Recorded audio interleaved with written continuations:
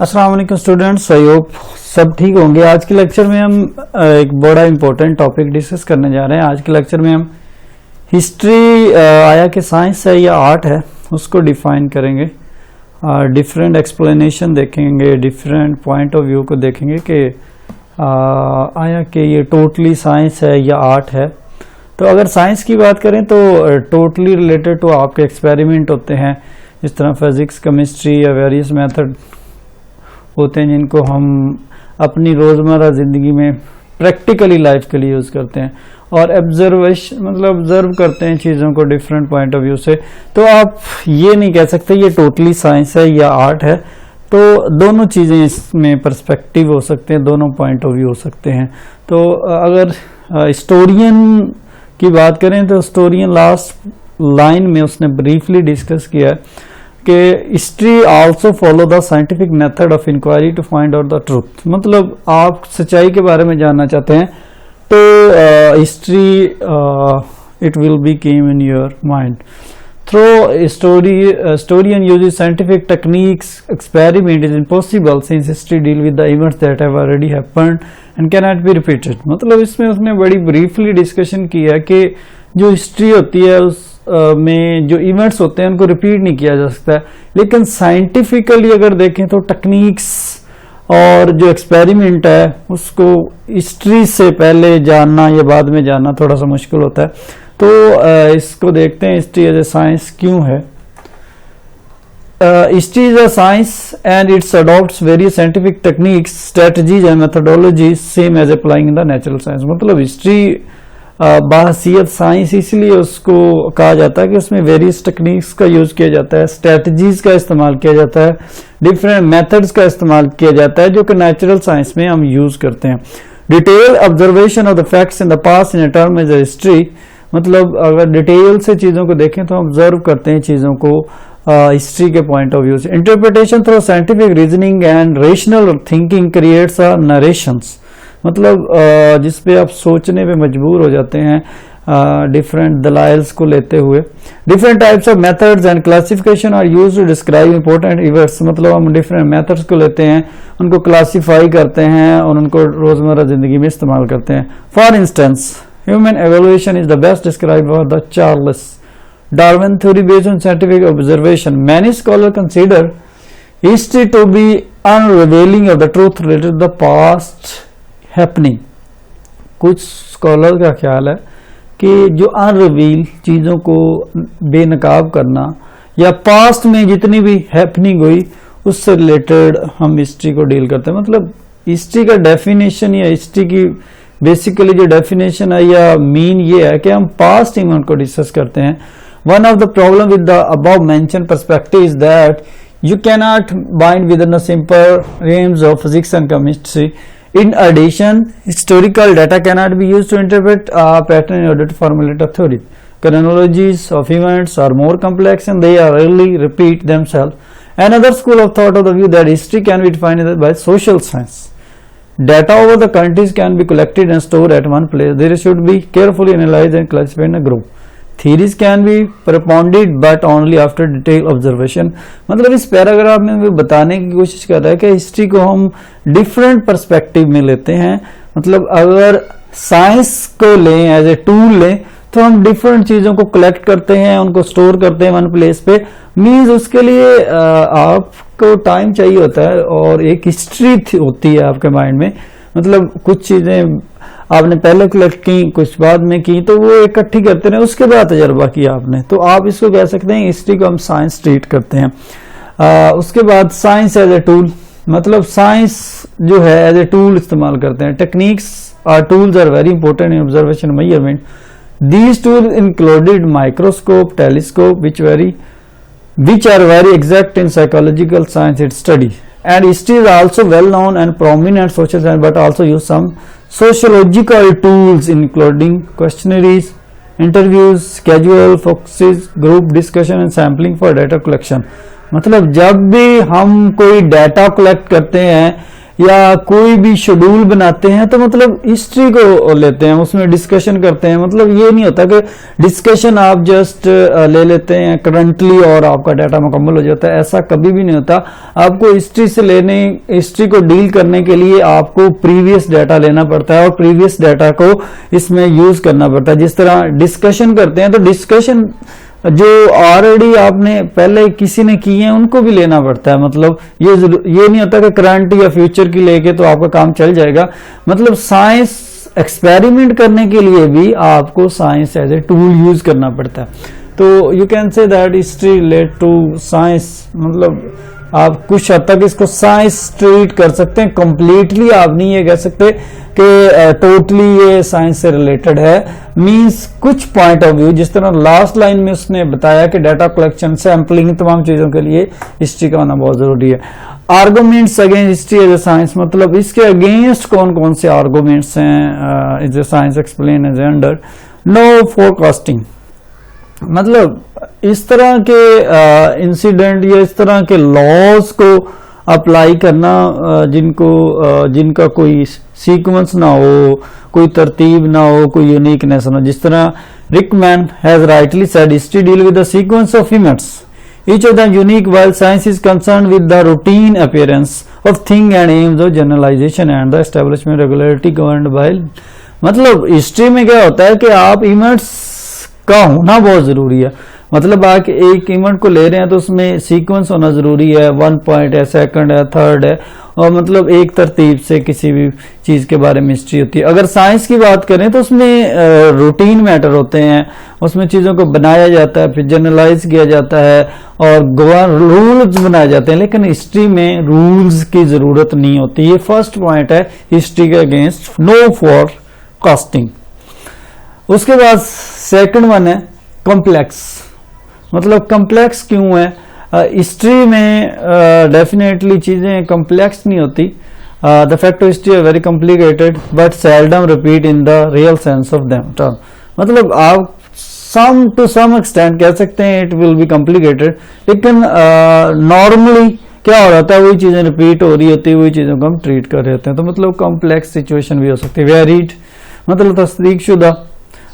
उसके बाद no observation experimentations, मतलब हिस्ट्री में कोई साइंटिफिकली चीजें नहीं होती हैं, गैर साइंसी होती हैं, और जो डाटा होता है उसमें कोई ऑब्जर्वेशन या एक्सपेरिमेंटेशन की जरूरत नहीं होती। लेकिन साइंस में इन तमाम चीजों की जरूरत होती है। मतलब साइंस में एक्सपेरिमेंट करने पड़ते हैं, ऑब्जर्वेशन करनी पड़ती है, लेकिन history is totally different from science. No dependable data, मतलब हिस्ट्री में जो डाटा होता है डिपेंडेबल नहीं होता। मतलब आप जो भी डाटा प्रोडक्ट होता है या जो भी ह्यूमन थॉट्स होते हैं वो कंस्टेंटली चेंज होते रहते हैं। मतलब ये नहीं कह सकते कि इस शख्स का डाटा है तो यही लिया जाएगा परमानेंट। मतलब आप यू कैन नॉट से लाइक दिस। मतलब आपके लिए ये जरूरी है कि जो डाटा है वो डिपेंडेबल नहीं होता। मतलब आप अपनी मर्जी से कोई भी डाटा लेके उस पे आप कोई भी हिस्ट्री लिख सकते हैं, लेकिन साइंस में ऐसा नहीं होता।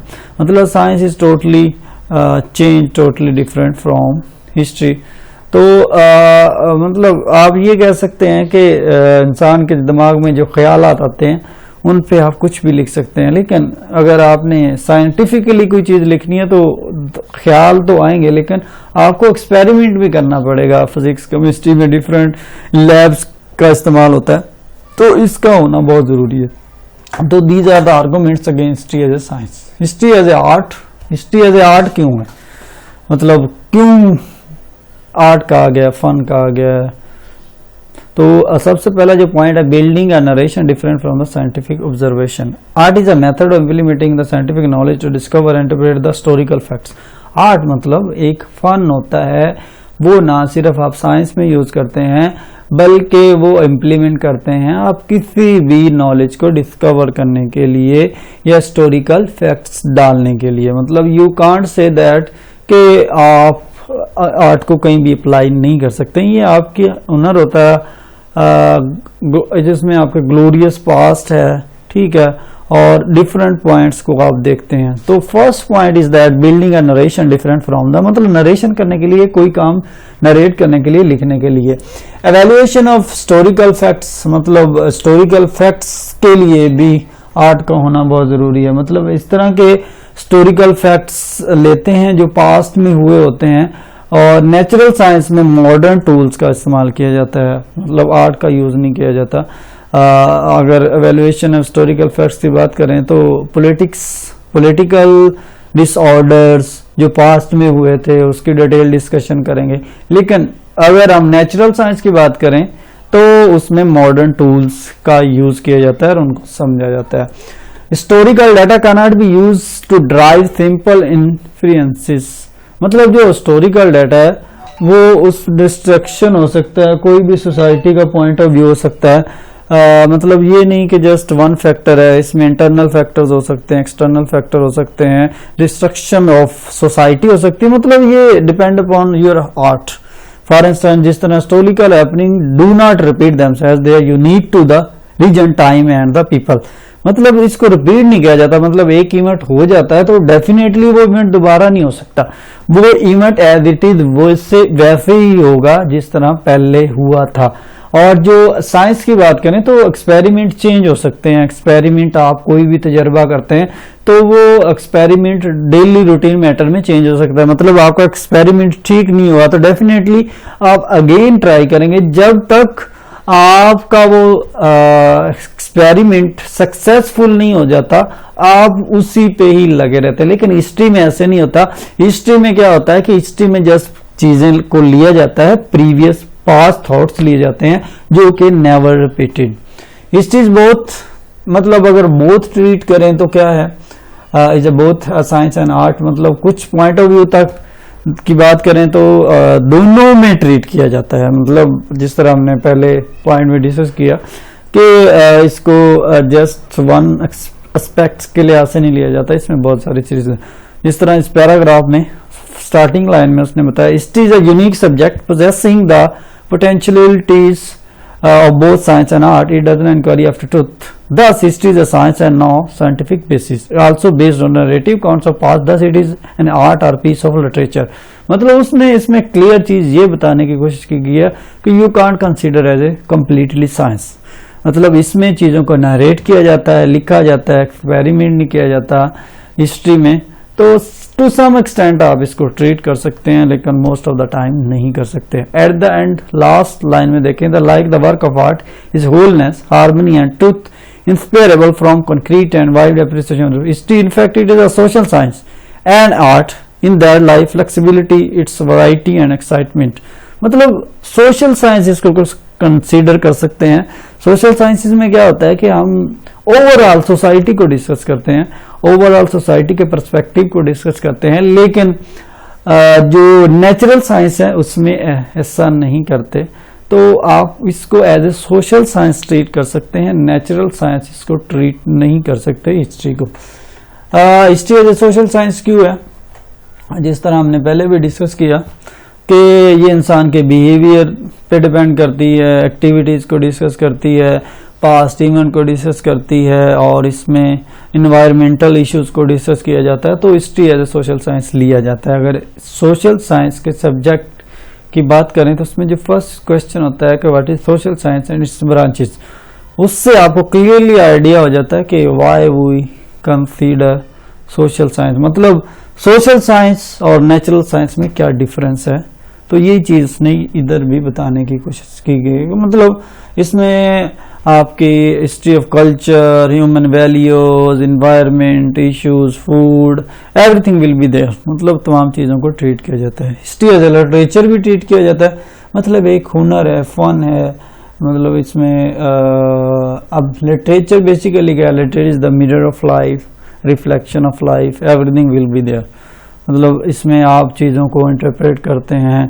लिटरेचर को एज ए हिस्ट्री ट्रीट किया जाता है। मतलब लिटरेचर में भी वही चीज़ें लिखी जाती हैं जो हिस्ट्री पे बेस करती हैं, जिसमें कल्चर है आपका और बहुत सारी वैल्यूज़ हैं। तो हिस्ट्री एज ए लिटरेचर भी ट्रीट की जाती है, history as a social science. तो हमारा जो मेन टॉपिक था that was history as a science और आर्ट। तो अगर एट द एंड कंक्लूजन ये निकालें तो इसको सोशल साइंस ले सकते हैं, नेचुरल साइंस इसको कंसीडर नहीं कर सकते और इसको आर्ट कह सकते हैं, ना कि इसको natural science, chemistry, physics. Basic difference क्या था कि इसमें यह था कि सोशल साइंस में आप ओवरऑल चीजों को डिस्कस करते हैं, लेकिन नेचुरल साइंस में एक्सपेरिमेंट बेस पे काम होता है। और जो सोशल साइंस है उसमें सोसाइटी को देखा जाता है, लेकिन नेचुरल साइंस में सोसाइटी को नहीं देखा जाता है। मॉडर्न टूल्स का यूज किया जाता है, मॉडर्न एक्सपेरिमेंट्स किए जाते हैं और उस पर काम किया जाता है। और हिस्ट्री की बात करें तो हिस्ट्री में पास्ट इवेंट्स लिए जाते हैं, पास्ट इवेंट्स को देखते हुए तमाम चीजों को डिस्कस किया जाता है। तो ये था हमारा last question, that was from history and civilization, it was the 4th chapter.